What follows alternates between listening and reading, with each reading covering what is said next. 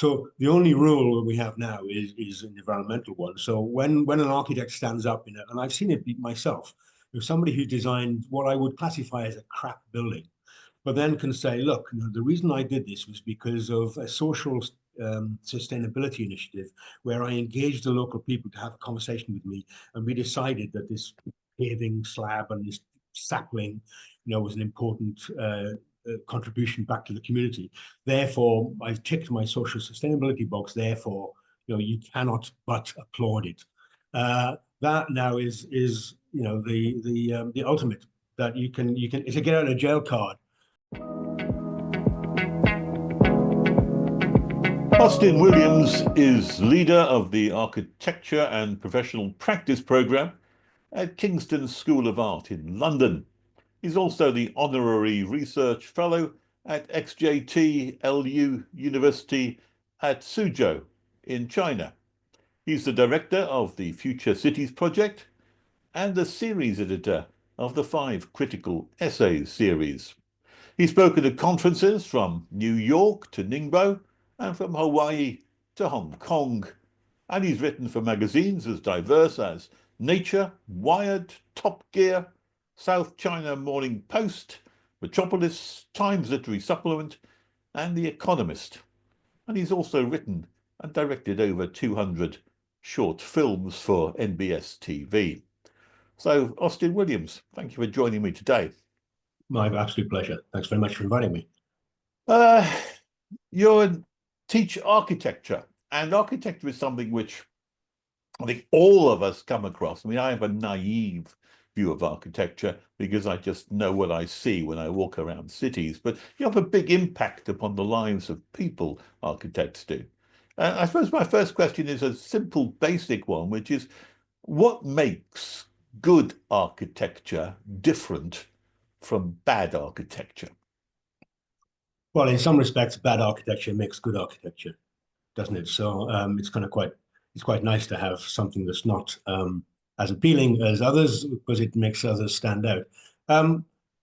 Look, there's two things, isn't there? It's a bit like, what makes good art? It's that impossible question, but you know it when you see it.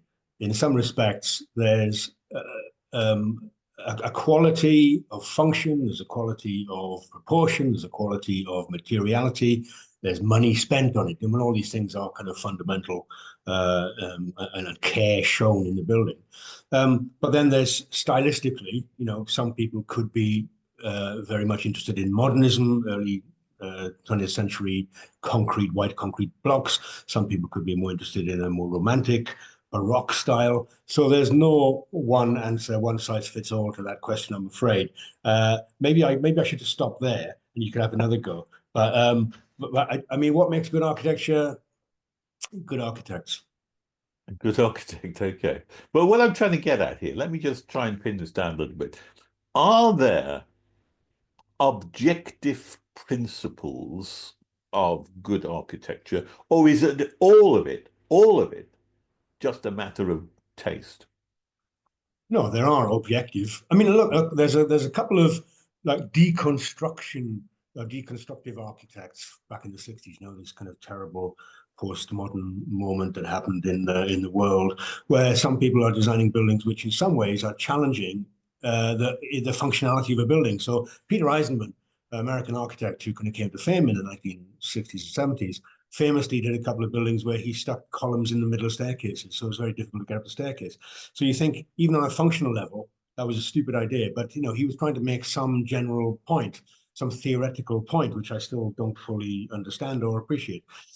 So there are people that kind of challenge even the function of buildings. But I do think if you can navigate your way around a building, if you can, when you walk up to a building, you can appreciate that kind of entrance way. You can, you can find the front door without having to kind of look. You can navigate your way around a building quite easily. That, for me, in some ways, makes a useful building. It becomes a more popular, more easily accessible building. Now, obviously, we're then talking about, are we talking about a house? Are we talking about an airport? Because these things have different kind of tones to them. Now, there's also context. So, for example, many buildings in the UK are brick building. Although most architects are now shying away from using brick and are maybe kind of exploring other materials and are really challenging the street scene. So very often when you see, a terraced street in the UK, you will find this kind of one building, which is a more modern interruption, which is maybe made out of concrete or maybe challenges the proportion and perspective of that street. So I don't think, I'm sorry, I'm kind of hedging my way around it. And you think, oh my, and I'm now beginning to think, oh my God, what a terrible teacher I must be. That there's nothing, what I like to do with a student is to give them, you could say give them enough rope to hang themselves, or give them enough rein so they can, they can fly with the ideas that they have. Because I do think they have to come to a situation, a building, where they can actually challenge some of the perceptions that even I have about what a good building might be. But for me, and I'm more functional, I suppose, in this, I want to see a building that works well for the users. There are other people who maybe just purely want to see an aesthetic, a proportion, a design, a contextual fit that really kind of exemplifies the kind of the area in which it inhabits, or the materiality that it inhabits. Whereas I just want to see a good building that actually works well. And they're few and far between as it happens.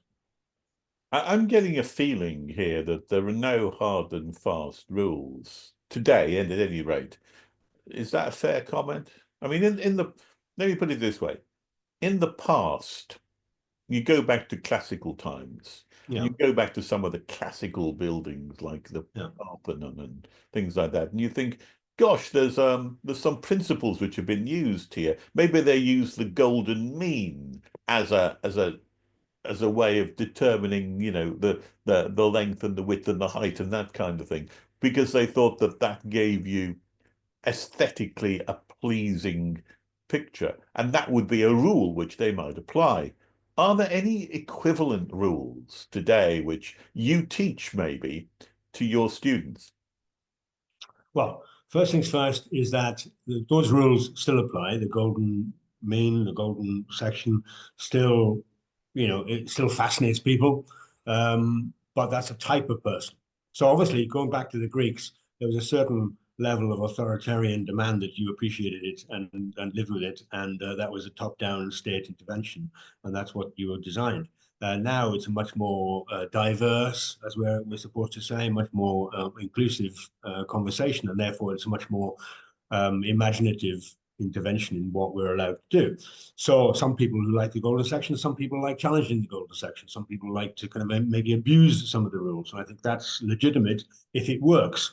And you only know if it works actually when it's being completed. So I do think that there's something of the change that has occurred. I think this is probably where I'm being slightly more confusing with you than I intended to be, is that the shift that has occurred, forget 2000 years, in the last 20, 30 years, in education generally, but also within architecture per se, has meant that there's been the rule which is imposed is the sustainability rule, is the environmental rule.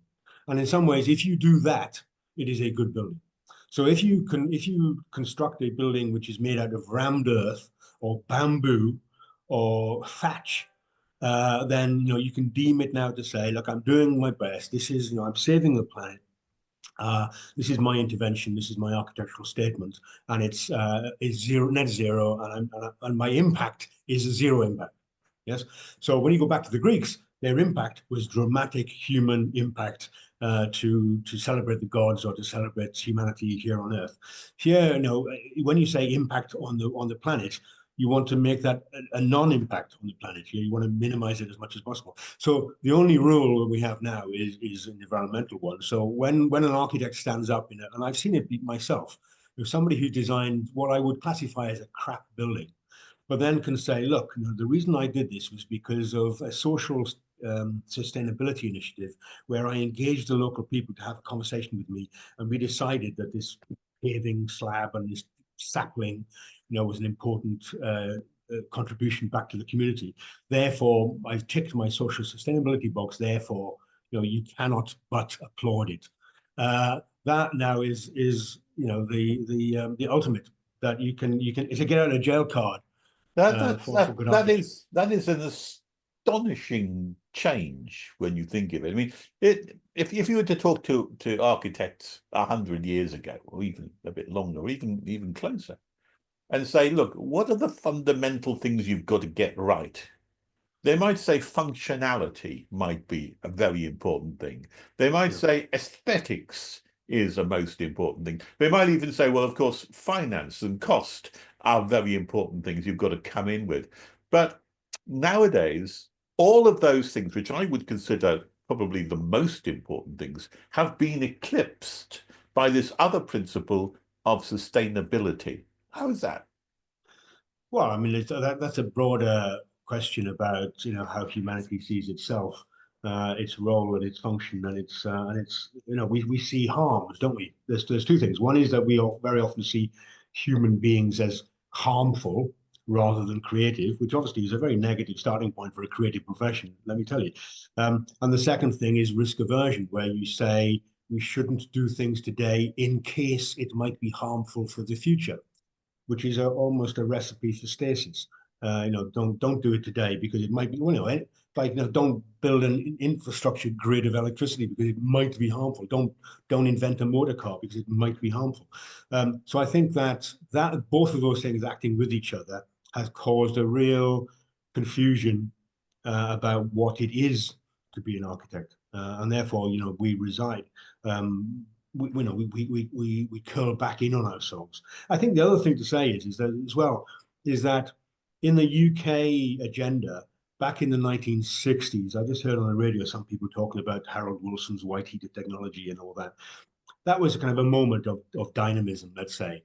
But the 60s ended architecturally with Ronan Point. Now, many of your listeners may not remember or know what Ronan Point is, but Ronan Point was a tower block in East London, which was built as part of Harold Wilson's rapid construction. He wanted to build houses rapidly to really take to task the fact that we hadn't built houses after the Second World War. So it was using a modular system, a panelized system to construct buildings very easily and quickly, a very kind of modernist type idea. The fact that then we didn't have the works to do it, so they didn't attach the bolts, they didn't fix the panels correctly, meant that when there was a rather minor explosion in one of those buildings, it killed 4 people and the building collapsed. To all intents and purposes. Architects were seen as the problem for that. Yes, so architects really took it on the chin, and that's when I started architecture school, as it happens, back in the 1970s. And it was the idea that the architects felt a little bit guilty about the fact that they were experimenting too much, maybe with concrete and materiality, but they hid. I mean, they put their heads under the blanket and so hope the world would go away because they felt that they were responsible for the problems. What's happened subsequently is that architects have, I think, realized that maybe now they can say we are the saviors. We can solve social and global and energy problems. It's like a mission of, they've reclaimed their identity and their purpose by saying that was then when we overextended ourselves and got into science when we didn't really fully understand it. What we can do now is say that actually our architecture is part of the issue of saving the planet. 40%, as they keep on telling us, 40% of carbon emissions come from buildings, and we build. Therefore, our central objective is to minimize carbon, and therefore what we build is almost immaterial. The fact that we're saving the world by doing it is fundamental. That's where architecture is at the moment. Architects are on a guilt trip. Well, they're a guilt trip, but they are smug about it. It's that kind of self-flagellating guilt trip. Yeah. I'm going to ask you later on what the 5 best buildings ever designed were. I'm just flag it up now, just in case you want to have a little time to think about it, because I think what I'm really trying to pin down here, which you're being a bit evasive about, is what makes a really good building. And although we've spoken about functionality and about aesthetics, and there's no better way of pinning that down, I think, than by saying, this is an example of one. Okay, I'll leave that one hanging because I think that's important. Let's look at some examples as we go around. One of the latest movies which is out at the moment is called The Brutalist, which is an unusual movie because it's about an architect.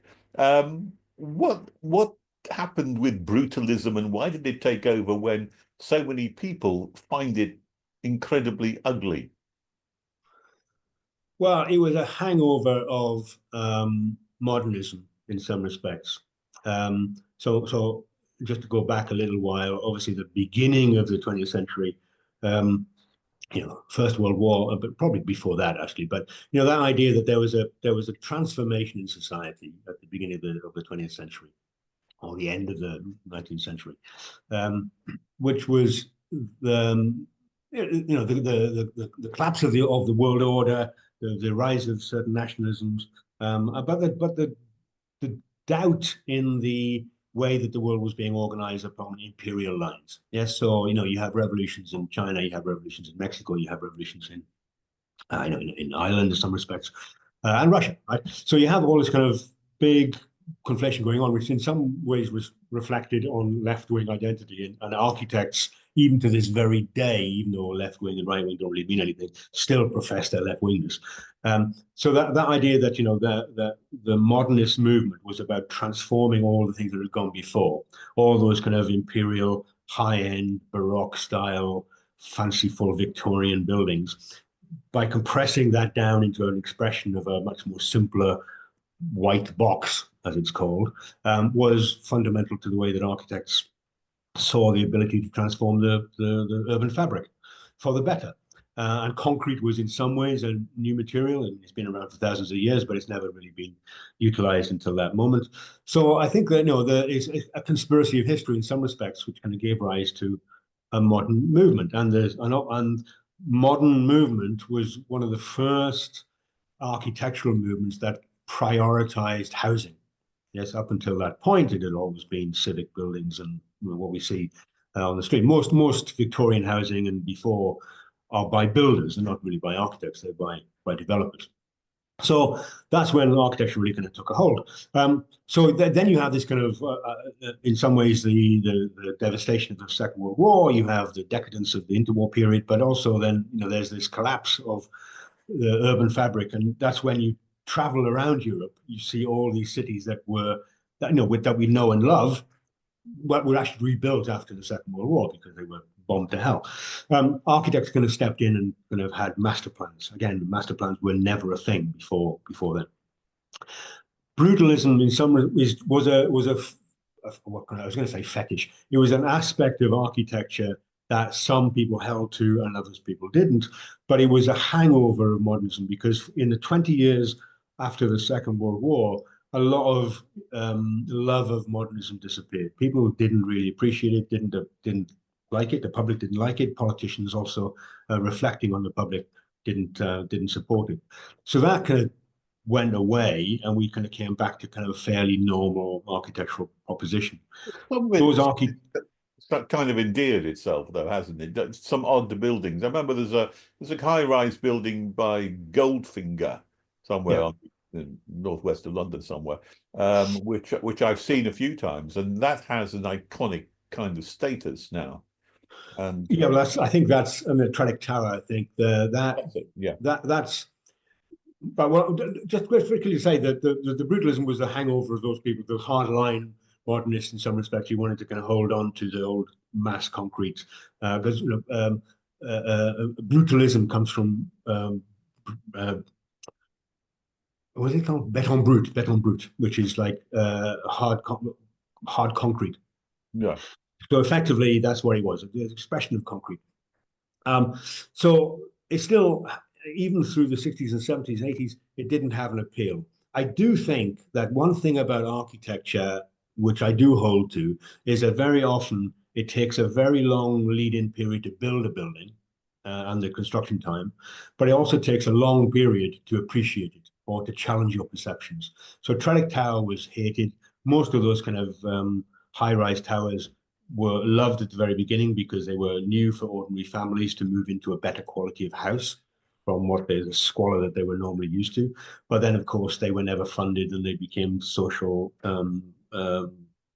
backwaters and unemployment and drugs and what have you. But for architects, very often the people who inhabit these buildings don't really count, and it's much more about the form and the expression of the building. But over time, we very often end up liking those buildings that we hated. So give it 30, 40, 50 years and we can reappraise. I think is a kind of quite a useful perception. So a lot of those buildings, and a lot of them have been knocked down, so there's not that many of them left. We're now able to kind of reconsider and maybe kind of come up with some idea that maybe they weren't too bad at all in the first place. Right. And I don't know whether you have that opinion.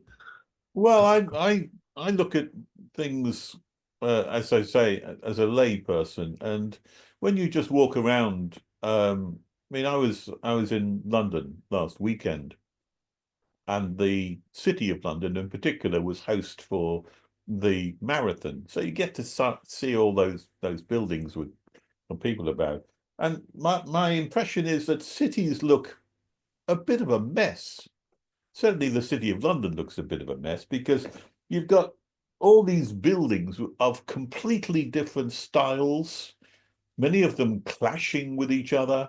You've got a sort of a 14th century church like Helen's Bishopgate next to some huge monstrous building, and the clashing of structures like that. Why has architecture led to a kind of a mishmash of a society rather than a consolidated, nice, planned out place? Well, obviously, if we didn't really clash with what went before, then we'd still be living in mud huts and enjoying the context. But I mean, Is it unavoidable then? it's unavoidable. But the 60s, the decade of the 60s has a lot to answer for. And in some ways, planners were an invented profession. 1948, 49 Town and Country Planning Act really only came in giving planners force in the 1950s or 60s. So there was a lot of experimental ideas that maybe wouldn't have got through in another period, or certainly wouldn't have got through now, that were given free rein by planners in the 60s. But I do think sometimes it's kind of it's nice. I mean, there's a classic example of Venice, which maybe goes more to your approach, which is that it's very much of a muchness. But that idea that you walk through very narrow alleyways and then suddenly you open up into a piazza, and that's the element of surprise and airiness and what have you, is delightful, right? That was applied by architects in a modernist interpretation by saying you can walk down the street of old buildings and then turn the corner and suddenly there's this big glass box, right? How wonderful. Now, me, I don't know, we may not necessarily agree with that, but that was some of the intention and some of the argument that architects were putting at the time. So I think sometimes it can work very often under the reverse, walking down a modern street and turning the corner, and as they've managed to hold on to or conserve an old church is actually kind of quite charming in some respects, because you do think that cities which have just purely retained their heritage are a little bit of a Disney World. Some places which have knocked everything down have lost a lot in the process. Therefore, containing little pockets of it, at least, it maybe is the best of a bad job. Yeah, I mean, I look at various odd cities I go to, like Aylesbury. I've been to Aylesbury, and I think they've just knocked everything down and built 60s, 70s stuff, which hasn't served them terribly well. And when I go back to my own hometown, I come from Birkenhead, which is where I grew up. And they used to be just those old terrace houses where I used to live, the kind of things you see on Coronation Street, that kind of environment. And they decided they would knock that all down and build something grand instead. So they built something called Europa Boulevard along those same streets, and put up some very nondescript buildings, which actually I think look even worse than what they knocked down. But that's my opinion on it. Yeah, I mean, I probably agree with you. I come from South Wales, where terraced housing, climbs up every mountain you can see for miles. And but I do think that it's partly because of the nature of the time in which we live. I mean, in some ways, part of the problem you're describing with Aylesbury is that they knocked down the old stuff, built the new stuff. What they haven't done is knock down the new stuff to build something even better. Yeah. So that because we're now in this carbon neutral, don't demolish kind of world, reuse and refurbish is the new mantra. So nothing is ever going to be knocked down because that would cause too much carbon emissions. It was actually just very quickly, because I was very struck by this when I talked to somebody from the 20th Century Society, which is a modernist protection society in some respects. They want to keep some of the best examples of modern architecture. When I was asking them why they were protecting buildings, they've lost their nerve to be able to say, because this is a beautiful building, or this is an aesthetically pleasing or important building. They say, if you knocked it down, the carbon emissions would be terrible. Sure. So, and you think all is lost, I'm afraid, if that's the attitude, because I think there's an awful lot of buildings that still need to be knocked down. This is incredibly worrying if that single principle of carbon emissions seems to rule almost everything in what's built today. Is that how it really is? Yeah, yeah, absolutely. I mean, obviously, there's developers out now. World still ticks along. New buildings still get built. Okay, but the general rule in architecture schools, and in some respects, that is an alien environment to reality. Yeah. Like I say, architecture students are literally taught about how to build and design buildings in rammed earth, in bamboo and thatch, and timber and goodness knows what. It's like teaching in the Victorian period. It's like going back 2 centuries if you look at some of the output. But so it's alien to the fact that when you step outside, people are building in glass and steel. Yes, so that kind of, it's an indoctrination in some respects by environmentalists. Now, if you are a careful, eco-friendly person, you enter the teaching profession, not necessarily the building profession. So things still get built, but the general mantra is reuse, refurbish, and not demolishing. You get extra marks if you take on a building and don't demolish it in a university, but also you are now get extra marks in planning departments and in grant-funded applications if you are going to reuse a building rather than demolish it. I mean, I'm not against the idea of reuse and refurbish. I'm not against the idea of sustainability. I'm not against those things. I wouldn't have thought that should be the primary and most important principle in design. It's a nice thing to have if you can put it in, but functionality and aesthetics for me would eclipse those massively. Yeah, but I am against those two concepts precisely because they aren't used wisely. They've become the governing, demanding feature of everything we do. So I think arguing against sustainability is quite important. Yeah, precisely because nobody does. Okay.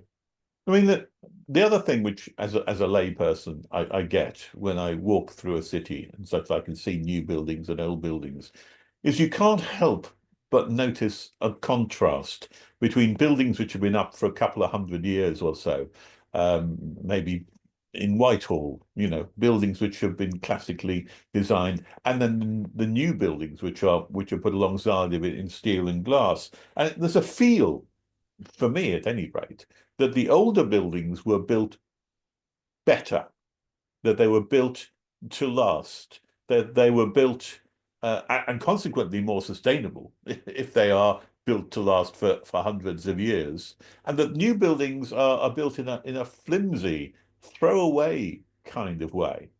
Is that a fair comment? Well, I think, I mean, the insurance on most construction these days is about 35 years, not 350 35. years or whatever, or 3,000 years. But obviously, walking through areas of London and seeing grand civic buildings built out of carefully hewn stone, with massive width and foundations. Stone is going to last forever. Yeah. Building out of brick with lime mortar very often is going to get washed away and maybe need some maintenance every now and again, more so than before. But also, when we're talking about the 20th century, when people started building, the classic example is the buildings with flat roofs. Yes, that was one of the great modern interventions. And a flat roof almost inherently is going to leak more easily than a pitched roof. It doesn't throw off water so well. But then you have to kind of invent some materials that will cope for that. So the built-up felt roofing that you see, you know, the black felt layers with layers of tar, bitumen, sticking it together. You know, they all leaked to hell back in the 1950s and 60s and 70s, partly because we didn't understand condensation. Yes. So you have this, you know, as new materials get invented, so almost by default, they will fail and we will learn from bad experience in order to put it right. So there's now a single layer, you know, ETFE, special new ethylene products that have been produced. No, nobody does built up felt anymore in some respects. So, you know, you grow and you learn, and fair enough, there will be moments in time where you can point to failures. So yeah, I mean, buildings don't last because the care and the materiality hasn't really been paid to them. That's the world we live in. It's a much more rapid society than maybe it was in the 17th century. But the effect that leaves you with is that older is better, and that there hasn't been much in the way of progress in terms of buildings, and that, you know, a building, the further back you go, it seems almost that some of the buildings were designed to be built for 1,000 years. You go back to the cathedral in Westminster Abbey, and that was almost designed to last 1,000 years, it seems. And you come up to the, you know, the 1800s, those buildings were designed to last for a couple of hundred years, but ours are designed to last for 35 years. Yeah, well, when you shift from the glory of God to the glory of nature, suddenly the motivation changes, doesn't it? Returning buildings to the soil suddenly takes on a different meaning. So I mean, I think that there has become a different motivation, right? I mean, I think that whether it was churches and civic buildings which were designed for 1,000 years or whatever it might be, you know, they were meant to last because it was meant to reflect either a political position or a godly duty. The fact then, you know, let's just say the 19th century, it goes back a little bit further than that, but 19th century, we start to kind of have developers who, because that was industrialized processes, that's when the Victorian Industrial Revolution really was really kicking in, and we were drawing people from, you know, the countryside and forcing them into workhouses. Let's not be too, romantic about it. You know, they still lived in terrible, terrible conditions. Yes. So the buildings themselves were sturdy to house hundreds of people living in one room, and going outside to use the toilet in a tin can, and the squalor and the degradation that came with that. It was only really at the end of the 19th century, beginning of the 20th century, that housing policy, 1919 was the first Housing Act that was brought in this country to talk about maybe having back-to-back houses being separated and bringing sunlight, you know, and maybe improving the conditions for ordinary people in this country. That's really when it started to kick in, yes? And that's really only when architects, I mean, I'm being a little bit flippant, but architects started to be part of the conversation, because the 19th century had really been about engineering, had been about, you know, structural soundness and form, and it had been about machine age and what have you.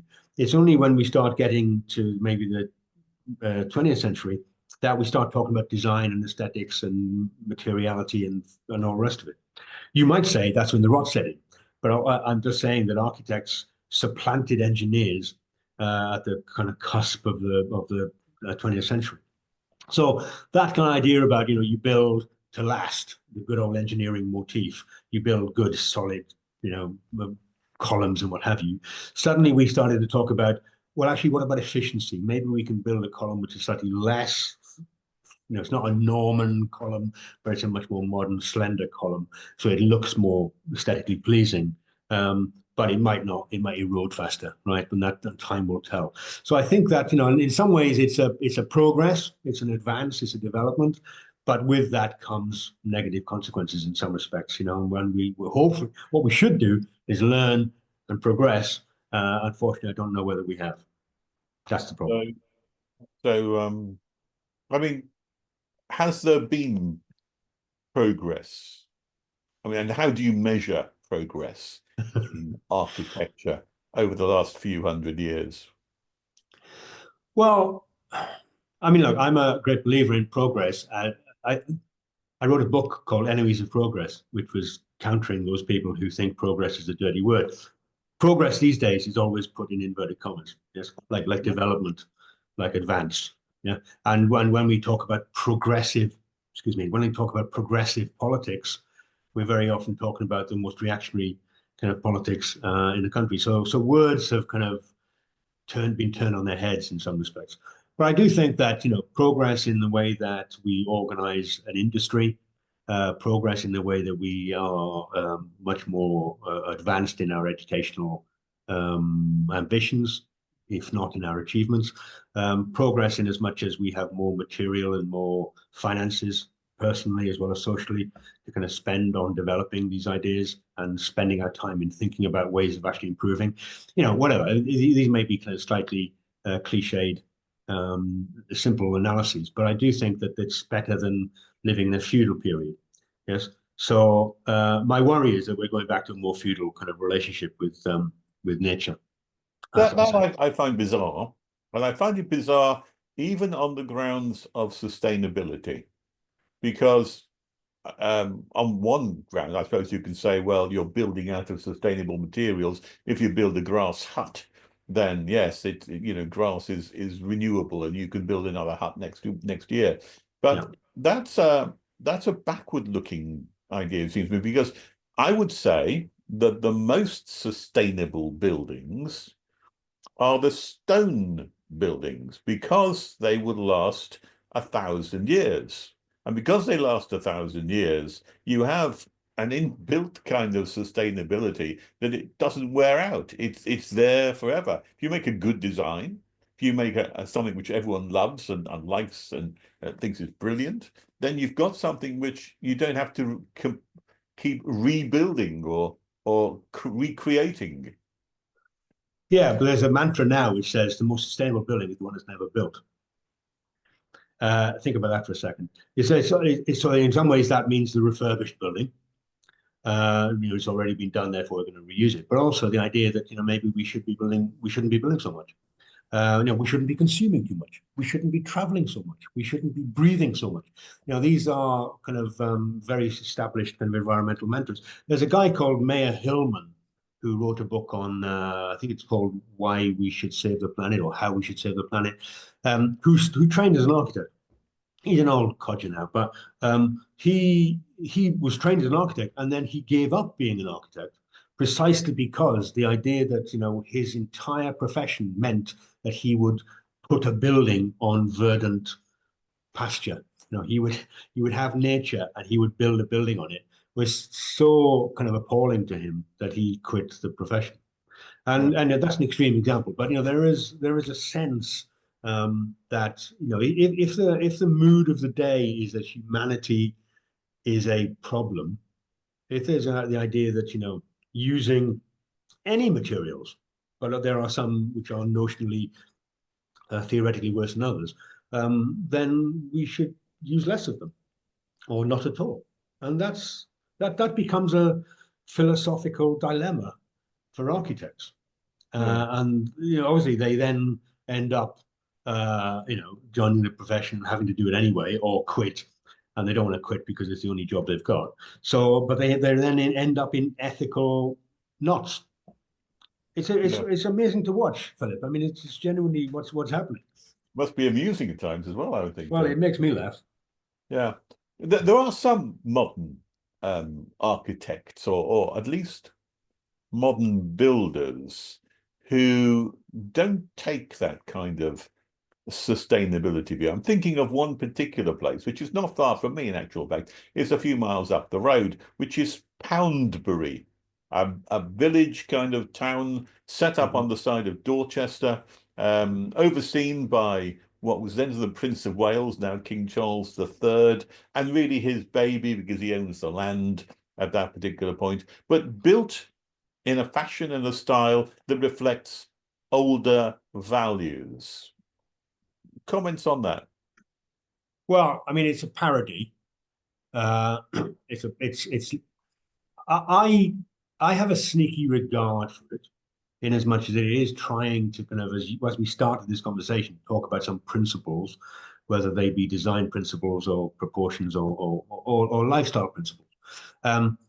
But it's then laughed at. Most people who are involved, or sorry, many people who are involved in classical architecture today obviously aren't living in a classical world, and therefore, in some respects, whatever they do is kind of deemed to be a parody. So the Disneyfication is a phrase which has really come about around the idea of what Poundbury's been doing. The problem for Poundbury in some respects is that it's in many phases. And the first phase was that appearance of oldie worldy, nice cottagey development with a pub in the middle and what have you.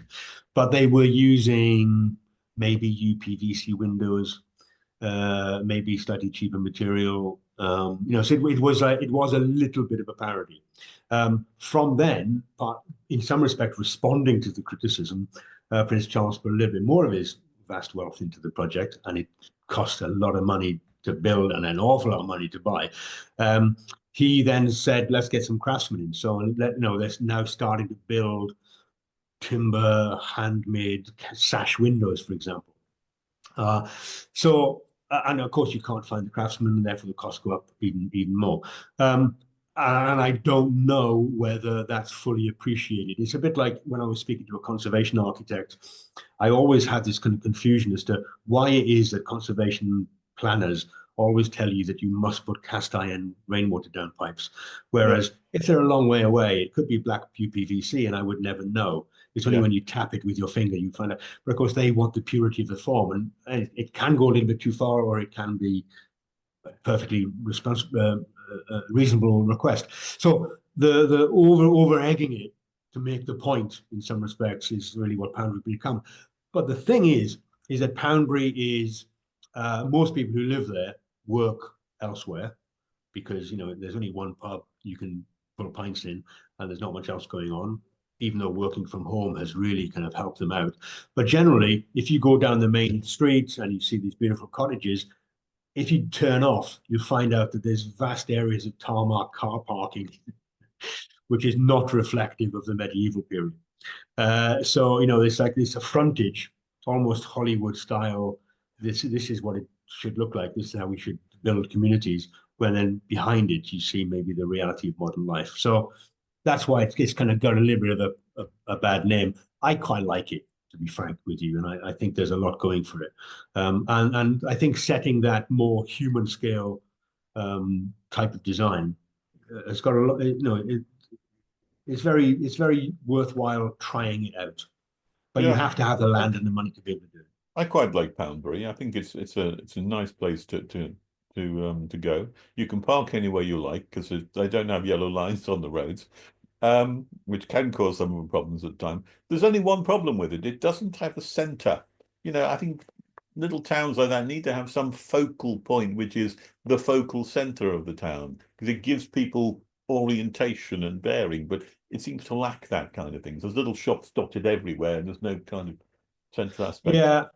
I mean, there's a young lad, Ben Pentreath, who's the architect for a lot of it.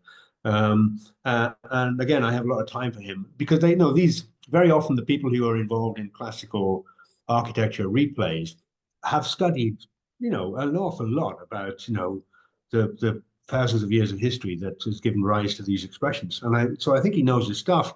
The part of the problem is that it has been developed in 1, 2, 3, 4, 5 different phases, and therefore the center suddenly gets a little bit lost in that whole conceit. But they do have a little bit of a square. They do have, visual interest going on, fountains and what have you. So I think they are playing a useful game. Yeah, I think. Let me bring you on to the question I posed earlier on, which I really want to try to pin you down on, because what I'm trying to look for is good examples of buildings, so that maybe through the examples we can learn what is good architecture and what is not. So I'm not looking, I know you may have some favourite buildings, but I'm not looking for favourites, which are really a matter of personal taste.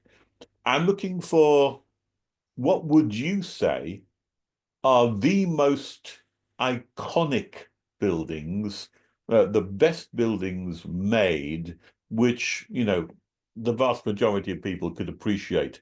Not so much personal taste, but based on good sound architectural principles which we can extract from them. If I was to ask you the top five, what would you pick out?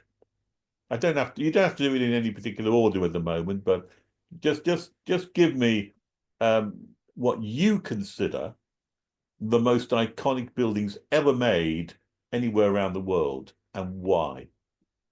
Well, icons are not my decision, are they?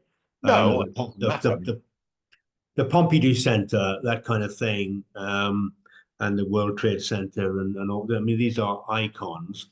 The Pompidou Centre has been described as one of the worst buildings ever made by some people at the time when it was put up.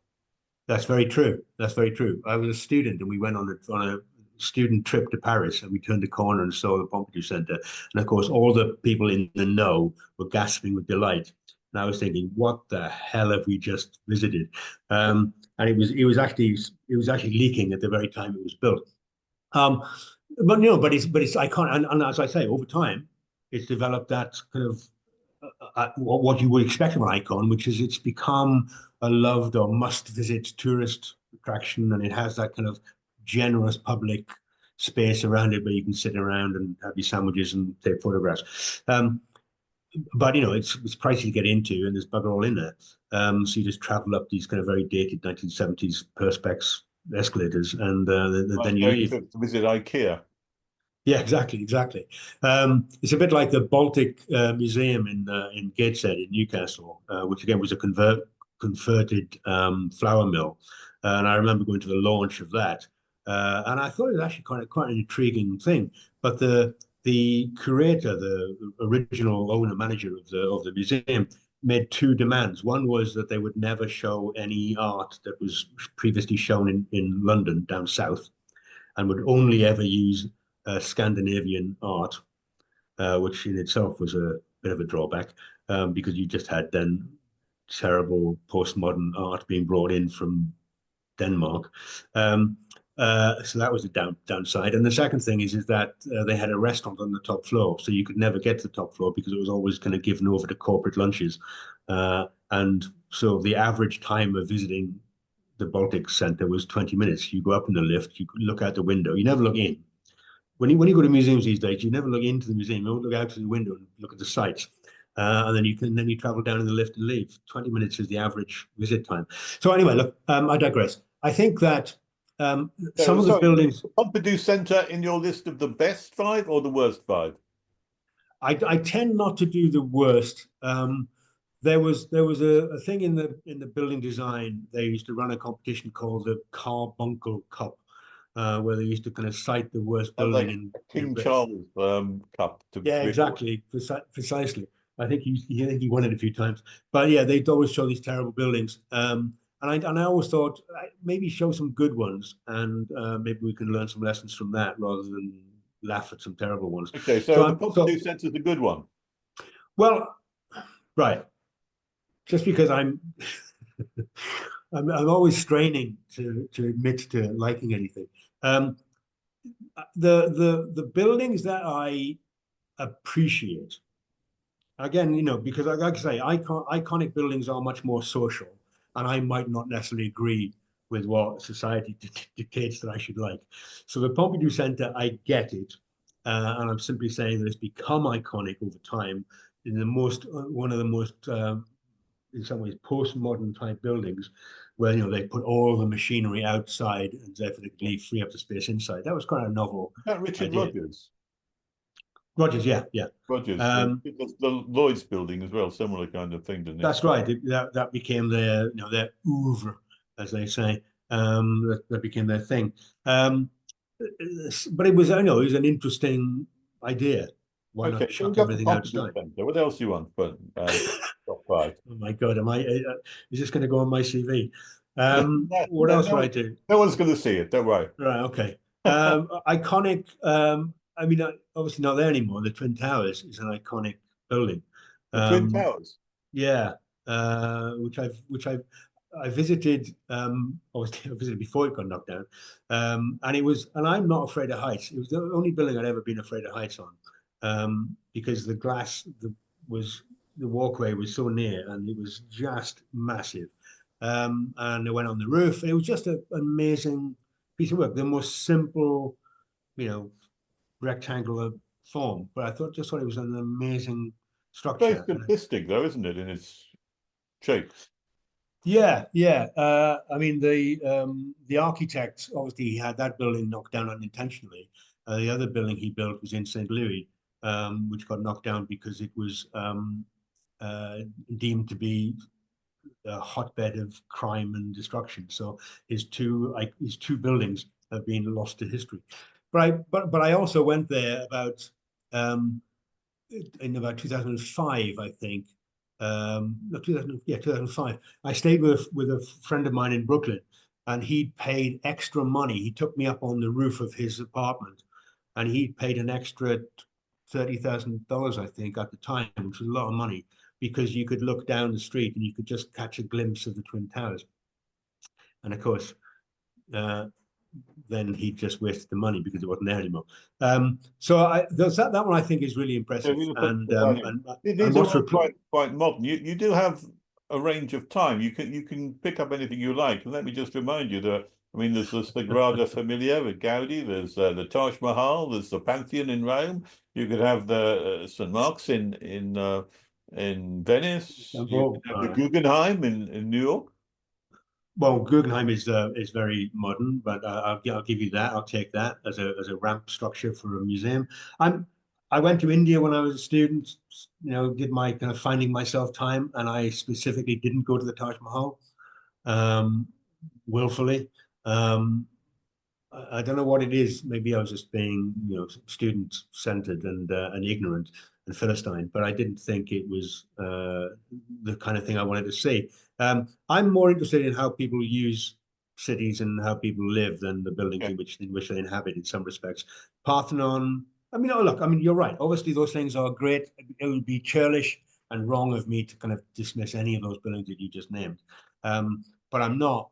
It's not as if I have paintings on the wall to Yeah. Okay. which I Well, bow down in we've got front of. Pompidou. We've got the Twin Towers. What are you going to add number 3? Uh, Iconic buildings. It's hard to see. I wish you'd asked me which buildings I really like. Um, the Well, what I'm trying to get hold of here Yeah. and it doesn't really matter which one you choose really, but what I'm trying to get at is principles of good architecture given by examples. So if you just choose matters of taste, then it might not give those principles. But if it does give principles of good architecture, then go for it. I don't want to limit you too much. You choose whatever you like, but I know, but it's well, look. I mean, right. Let's try it this way. Um, Le Corbusier, right? The classic modernist architecture of the latter period, still hated and loved in equal measure. He had these kind of principles of design. He had his 5 ideas that every building should have a long strip window. They should have pilotti, as he called them, or little columns, or whatever, a flat roof, all this kind of stuff, right? And those are the principles of his design. But he also said that we should have this kind of grand entrance. Yes, that you should be surprised by your building. I think we've already talked about it in some respects. That you maybe when you enter the site, and it was always a fairly grand site, that they'd be shrouded in trees. You'd go through the trees, you'd be facing the other way, then you turn around, and suddenly you'd see this white building in a verdant pasture or whatever it might be. Those principles of modernism emanated from Victorian period. Yes, when he wrote his manifestos, one of his early books, he talked about sunlight, greenery, and space. Yes, sunlight, greenery, and space, which were very fundamental principles of late Victorian period about how you make cities better. From the kind of cluttered workhouse congestion and pollution, that you elevate parks for the people, that you have much more kind of breezes coming through to kind of get rid of the miasma and what have you. Yes. So I think that there is a continuity of principle in some respects of modernism, even going back to Victorian periods and beyond, which many people miss. Yes, because you do think this was a rejection of that and a new thing, whereas in fact there's an element of continuity. So there is some things to do with proportion that do work. Corbusier was very fundamentally interested in the golden section. Yes, he popularized it much more than has been given credit for. So I agree with you. There are principles, but then it comes down to, I think that the Parthenon is a different era altogether and a completely different framing and frame of reference. Even though you still have the situation where it's there on top of a mountain, and you get glimpses of it, and you walk up to it only then to realize the majesty of it. There's that kind of surprise element. There's a Are you adding that to your list of 5? Go on. Well, you've got the Parthenon Museum the isn't. Pompidou and the Twin Towers. So you want the was it the Parthenon you wanted? Or is that not? Yeah, go on, Parthenon. Yeah, yeah. Well, I did say actually it was the Pantheon, which was was it Pantheon? Sorry, the big round building with a hole in the roof. Yeah, exactly. But, No, but Parthenon is fine. Parthenon will do. The Parthenon Museum isn't on my list. Oh God, it's like a world to choose from. And the pyramids. What do you make of the Sagrada Familia and the Spanish architect Gaudi, isn't it? Gaudi. Well, obviously it's incredible, but it's but I mean, there's a lot of his work around the area. Yeah. Well, you do think, he's either a twisted genius or just twisted. I don't really know. It's one of the most beautiful buildings I've walked through inside of, with the coloured light that comes through it when the bright sunshine there. It's just amazing experience, I think, but that's a personal choice. No, look. It's almost like every church I've ever been to. You can have that because that's what they're designed for. I always try to teach my students, or at least make them think about why is it that when you walk into a church, you speak in hushed tones. When you walk into a museum, you speak in hushed tones. When you walk into a supermarket, you don't, yes, or a shopping mall. And what is it about the reverence that we have for the space? And partly it's, because of the width to height ratio, proportionality is kind of all wrong, right? In some respects, when you talk about a shopping mall. So every church I've ever been to. I mean, there's one whose name escapes me, right? In Berlin, which was partly a fairly modern refurbishment of a bombed building. Which is that the one with the broken kind of? There's a spirey kind of thing to it. It's quite a nice building in Berlin. Well, the key aspect to it is that almost like the apse is I think it's hexagonal structure, but it's just blue glass. So externally, it just looks like a dirty mess. Yeah. Right. And then you go inside, and suddenly this wall of blue light is astounding. And the worst thing is I can't remember the name of it, but it actually was a really dramatic thing. Then Coventry Cathedral, same principle. But in some ways, you could say go to the bombed early English Coventry Cathedral and see the ruins and the fantastic idea that some of that has been preserved and maintained and hasn't crumbled and fallen down, and you can almost relive the life of those people who visited that church hundreds of years ago, and then step inside Coventry Cathedral and see the way that again, for me, in an engineering terms, the way that the columns are so slender and come down, they don't even hit the ground. They're actually kind of supported on steel struts. All of that, it is just the reverence, and I'm not even religious, right? But the reverence of those spaces, I just think is beautiful. Genuinely beautiful. What did you think of Gilbert Scott's Metropolitan Cathedral in Liverpool? Have you seen that? I have. It's vast, massive. Vast, massive. Not again, is internally, I think when it comes to churches, um, internally is much more important than external by almost by default. So internally, I think it's really, really interesting, really lovely. Externally, I'm not a fan. And again, Liverpool, of all the cities that we talk about, bombed and dereliction, they still haven't recovered the bombing of the Second World War in Liverpool in many respects. Lots of derelict sites and the construction Up at Bowl Street, there's a church which is just hollowed out, isn't there? And yeah.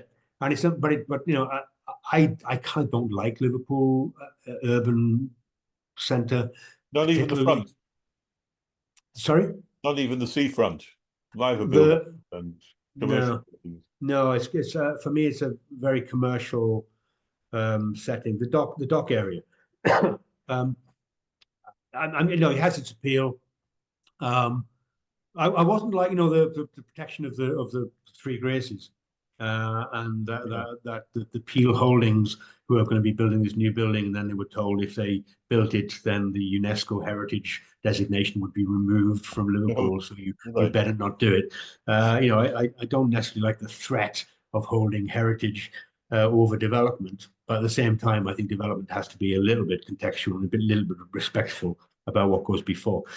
Sorry, I'm obviously waffling to get round to your question, aren't I? Well, we've got what we've Please, got at the moment. You've got please tell Pompidou, me you've you've got got five. Twin Towers, you've got Parthenon, possibly you've got Coventry Cathedral as a type of cathedralism built for the past. What Yeah. one last item to throw in and give me the reason why. Okay. Iconic building. Only the Um, whole wide world to choose from well, iconic building. I of don't good know if we architecture. Yeah, yeah, if we're going to talk about, is the Pearl Tower in Shanghai, I which don't know. again I hate. Um, but it's almost given rise to more selfies than any other building in the entire world, I would say. I mean, that I don't know if you know it. It's that it's got a bulbous, it's very phallic. Excuse me.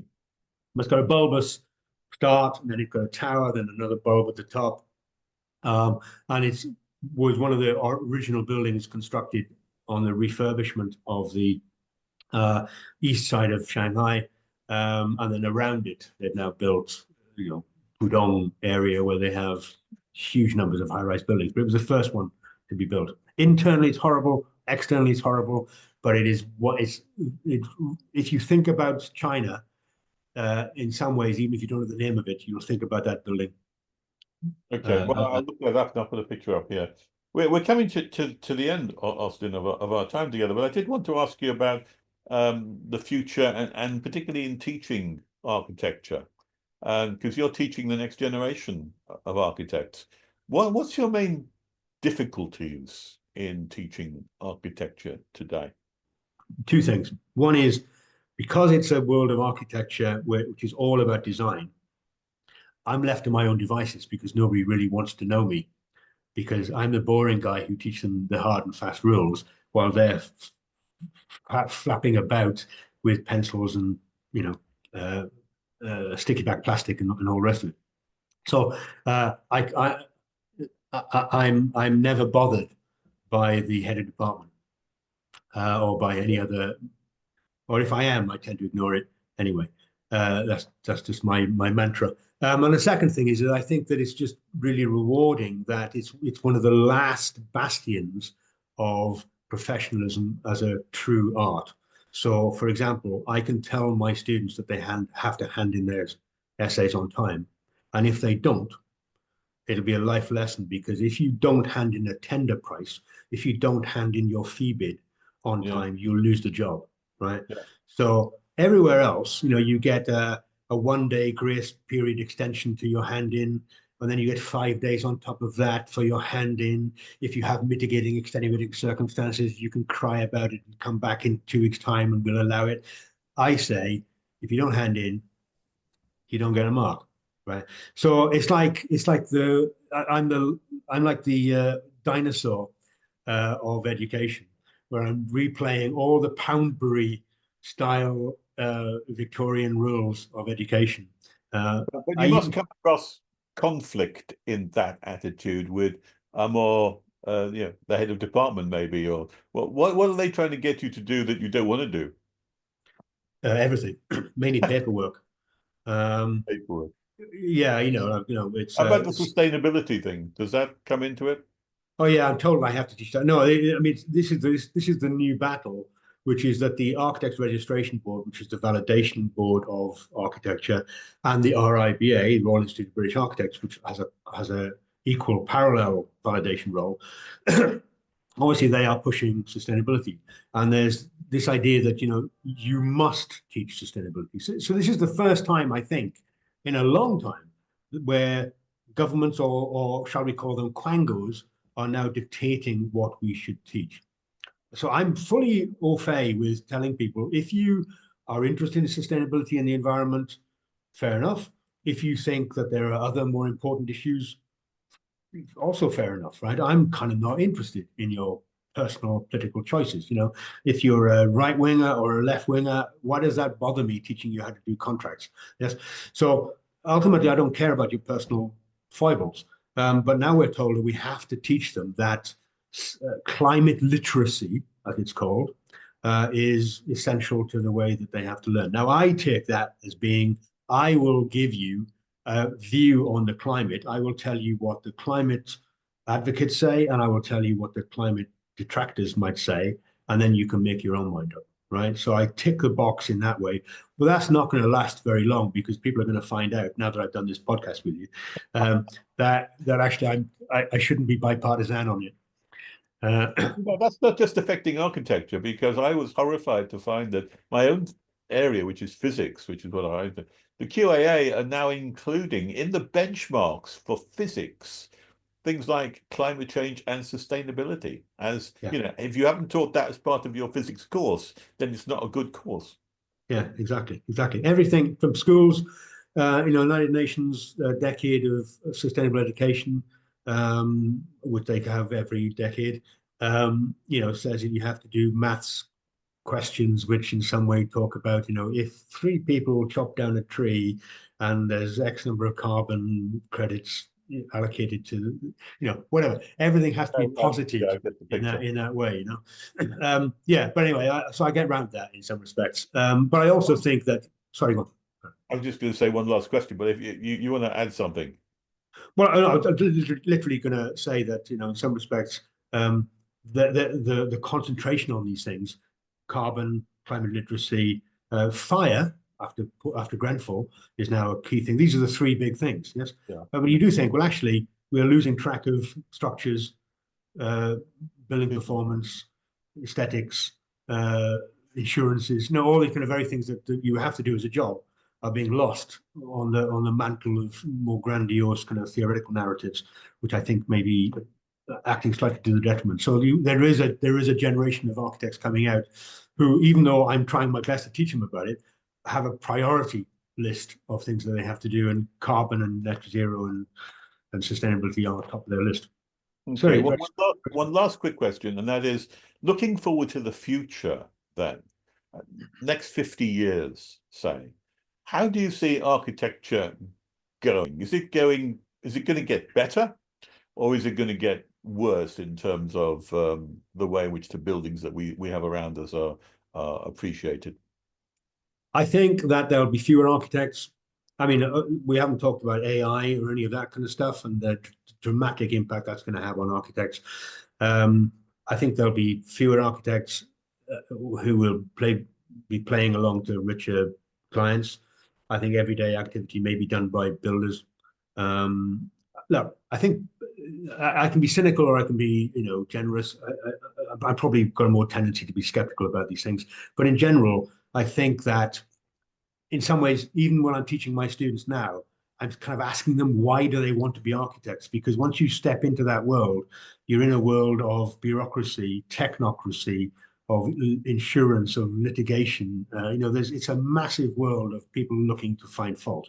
Whereas step away from that and you step outside the professional industry where you can do the same job. You can design a building as well as I can design a building, probably better from our conversation as it happens, and not be held up to the same level of professional standards of duty and liability that I would. So why would you do it? So I think a lot of people are catching on to that. And I think that there's going to be a bit of a crisis within the profession in the next couple of years, to be honest. Austin, that's a happy note to end on.